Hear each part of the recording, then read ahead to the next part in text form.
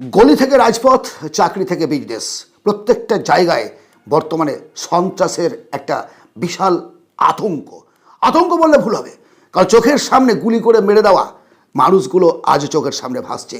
আপনারা জানেন কে মেরেছে, কারা মেরেছে ইত্যাদি প্রশ্নে আমি যাচ্ছি না, কিন্তু সিকিউরিটি কোথায়? সিকিউরিটি কোথাও নেই তো। আপনার পকেটে অর্থ আছে মানে আপনি সিকিউর তা কিন্তু নন। আগে হিউম্যানিটি জাগান, ধার্মিক হওয়ার আগে মানুষ হন।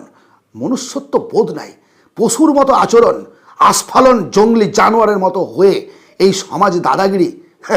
আপনি নিজে তো মরছেন, পরিবারকে নষ্ট করছেন, সঙ্গে দেশকে কলুষিত করছেন, দেশের বদনাম করছেন। যত সমস্ত বেইমানিরা আছেন, ইমানদার হওয়ার চেষ্টা করুন, ইমানদার হওয়ার চেষ্টা করুন। ভাই, আপনার নিজের একটা খেয়ালিপনার জন্য একটা দেশ রক্তাক্ত হচ্ছে। একটা দেশ কেন, সারা পৃথিবীর বুকে আজকে আগুন জ্বলছে। কোথাও হিন্দু নিধনযোগ্য, কোথাও মুসলিম নিধনযোগ্য, কোথাও জৈন, কোথাও খ্রিস্টান। কি এগুলো?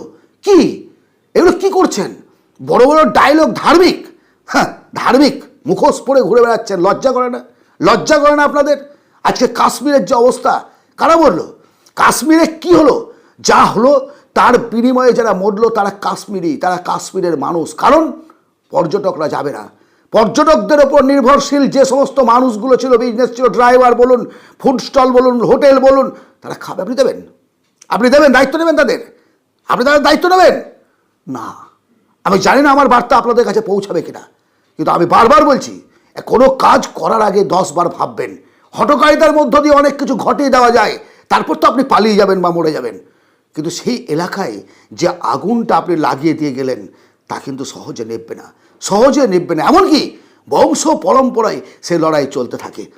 ভালো থাকুন, শান্ত থাকুন, মানুষের মতো বাঁচুন, এটাই আশা রাখি। ভালো থাকবেন, ধন্যবাদ।